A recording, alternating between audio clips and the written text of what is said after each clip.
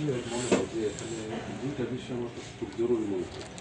একটা হলো যেটা চলমান যেটা আছে প্রাকৃতিক দুর্যোগ মোকাবেলা করতে হবে। এখানে আমাদের প্রথমত যেটা ওয়ালওয়েদার রোড যেটা পরিবেশ বিধ্বংসী যে রোডটা হয়েছে, এটাতে অন্তত এটাই আসলে পরবর্তীতে গিয়ে সবচেয়ে বেশি এফেক্ট করবো এটার বৈজ্ঞানিক উপায়ে কীভাবে অন্তত পক্ষে 20 থেকে 30টা কালভার্টের মতো পানি পাসিং হওয়া যায়, এইটা খুব জরুরি মনে হয়। এটা অলওয়েদার সিদ্ধান্ত হয়ে গেছে, এটা সিদ্ধান্ত হয়ে গেছে। এরা টোটালটা ভেঙে ফেলতে চাইছিল, তোমরা এগুলো জানো না। প্রধানমন্ত্রী বলছিল সব ভেঙে ফেলা, আমার কথা শুনে সুনামগঞ্জ, হবিগঞ্জ এবং সিলেট এরা কিন্তু টোটাল দাবি করছে যে এই বাঁধের জন্য আমরা সব ডুবে যাব এবং কিছুদিন পরে আমরা এই এলাকাতে থাকতে পারবো না, জলাবদ্ধতা হয়ে যাবে, কাজে এটা সব ভেঙে। এরপরে আমাকে করছে, করার পরে আমি বলছি যে না, টোটাল ভাঙা যাবে না, এটা আমাদের জন্য প্রয়োজন আছে। তবে একদম প্রতি কিলোমিটারে একটা কমপক্ষে প্রয়োজনে 2টা আপনি কালভার্ট করে দেন, প্রয়োজনে বড় কালভার্ট করে ব্রিজ করে কালভার্ট করে দেন। এই কথাটা হয়ে গেছে অলরেডি, এটা সিদ্ধান্ত হয়ে গেছে। আমাকে পানি সম্পদ মন্ত্রণালয়ের মন্ত্রী আমাকে কথাটা বলে দিছে অলরেডি। এই বিষয়ে কথাটা কি বুঝতে পারছো? এটা হবে। আরেকটা হলো এই যে নদীটা, এটা একেবারে ভরাট হয়ে গেছে।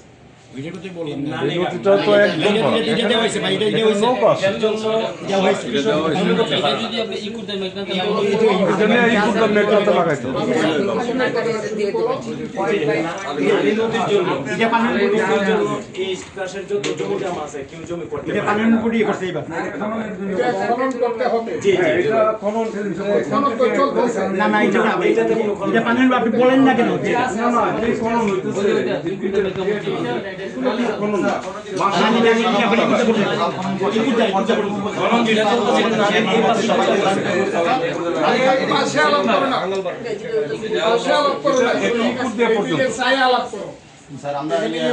ম্যাডাম আছে, আমি আছি, চাই আলাপ করো।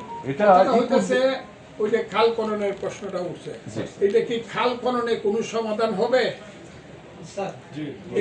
এটা কারণ খাল খনন কিন্তু অগ্রাধিকার সমাধান হবে। পানি যাতে খালে নামবে তখন এই কথাটা কি বুঝতে পারছো?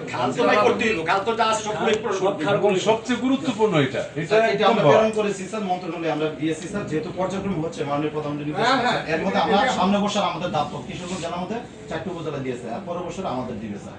এর মধ্যে স্যার আমরা যে কোনো খাল পাঠাইছি এর মধ্যে অগ্রাধিকার ভিত্তিতে নালি খাল গেছে, আর কেওড়ার যেটা গুরুত্বপূর্ণ আমাদের দিয়েছি স্যার। এগুলো আমরা জানি যে আগামী বছরের ফার্স্ট আওয়ারে আমরা পেয়ে যাবো। এখন আপনি আগামী বছর যাতে একদম কার্তিক মাসে পানি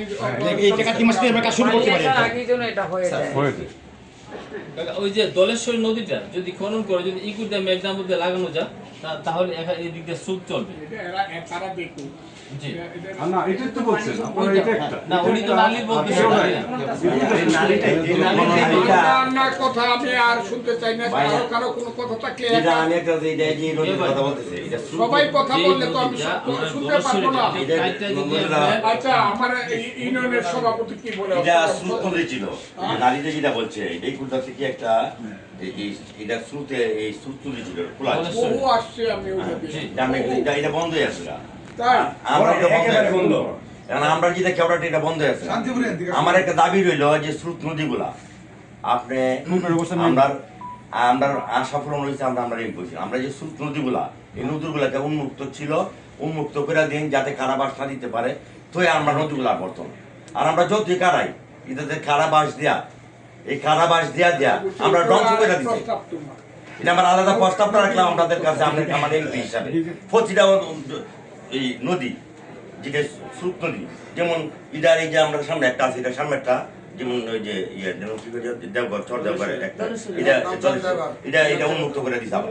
আগে উন্মুক্ত ছিল, আমার করছেন এটা আমি কেস করে আমরা কেন করছেন, এর যে সামন কাজটা আছে এটা উন্মুক্ত করে দিন। শামুক কাজিরা রয়েছে এটা তো এটা সাথেরই এটা উন্মুক্ত সাথে, করে একসাথে। এই কোটা নদী উন্মুক্ত ছিল এই কোটা নদী উন্মুক্ত ছিল এই বছর পার শুনছি আমরা ঢাকা রাখি হয়েছে এটা উন্মুক্ত করে দিচ্ছে আর বর্তমান এটা উন্মুক্ত আছে স্যার আমাদের কিছু কথা আছে আচ্ছা ঠিক আছে যদি আছে না থাকে কইরা দিব না এটা আমি সরকারের সঙ্গে না থাকে আমার নেতা কইরা দিব আমরা উন্মুক্ত চাই না, আমি চাও তুমি, এটা স্যার, তো আমাদের আমি কিছু বললেও কথা হবে ছিল। না, যদি No, এইভাবে কথা শুনবো না। তোমার আদমপুরের কথা হয়ে গেছে, নির্দিষ্ট যদি অন্য কোনো কথা থাকে বলো। তোমার আদমপুরে কিন্তু দুইটা যে প্রবলেম আছে, এই প্রবলেমটা কিন্তু